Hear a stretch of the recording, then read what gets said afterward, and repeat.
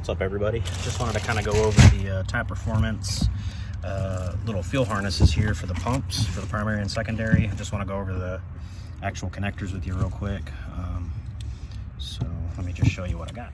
So as you can see, we've got a primary pump connector. It's labeled primary. We've got a fuel pump relay, and we've got a power and a ground. So that's pretty much all we have as far as the inside goes, and then the other side just goes to a power source into a fuse.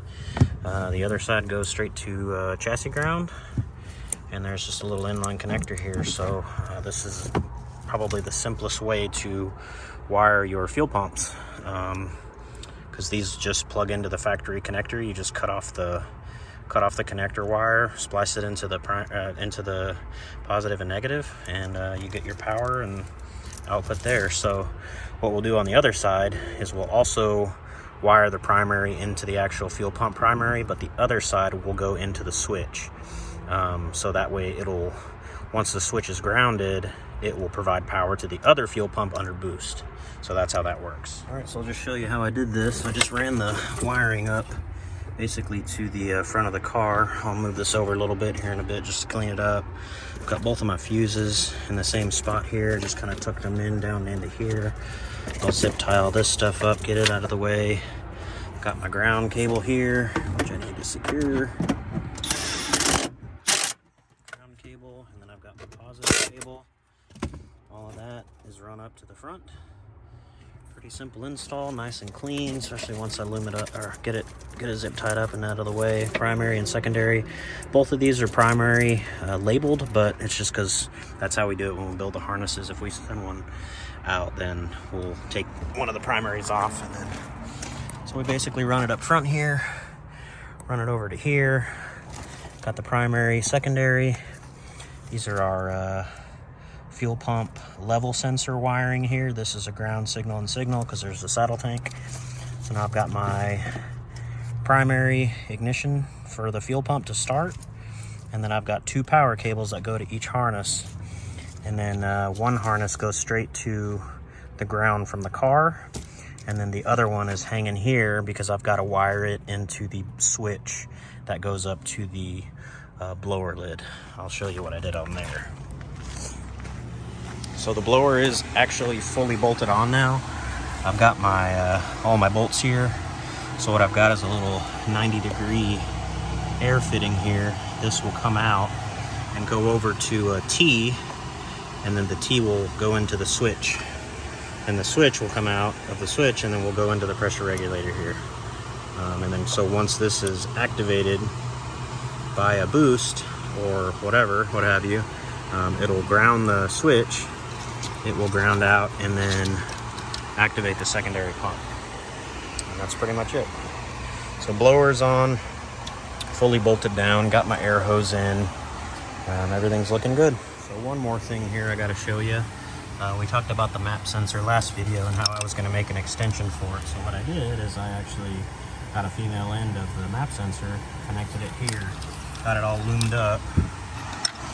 And so once the new map sensor's in for the SRT4, it'll plug right into here and we'll run the map sensor. So I didn't actually have to really do a lot of work on covering that. So another tidbit, good news here, is we actually had an adapter that went from the old throttle body to the new throttle body. So that made it even easier to wire up the throttle body to the new style. So that was pretty awesome too.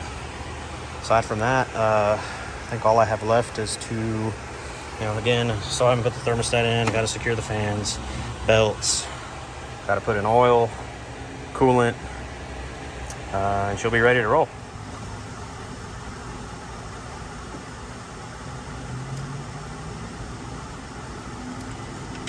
Ooh, got that fuel pressure.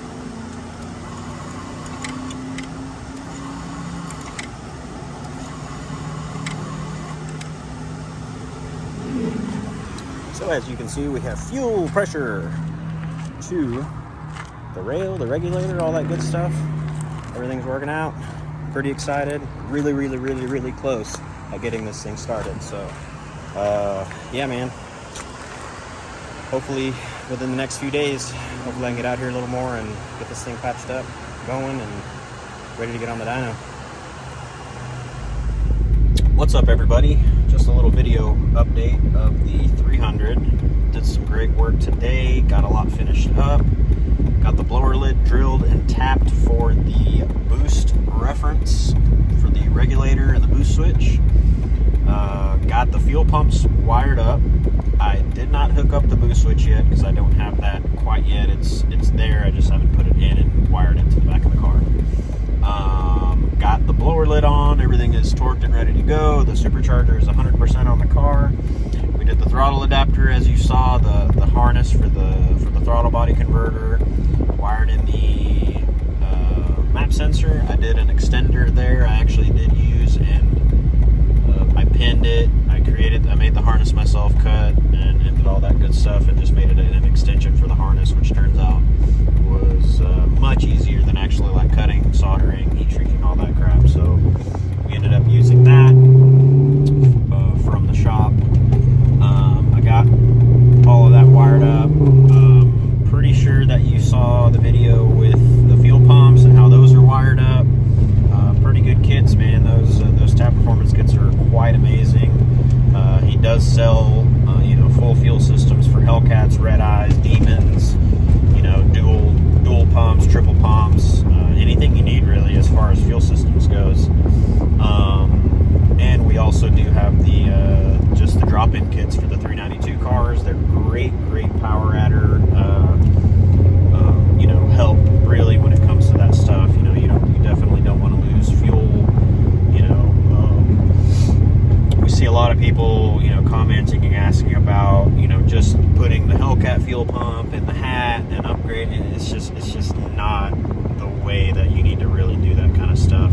You end up really overloading the circuit, and I cannot tell you how many, burnt up fuel pump hats I've seen because, they're just overloaded, especially when you start modifying stuff. The fuel pump load just, you're just burning the pumps up because they're just supplying so much fuel.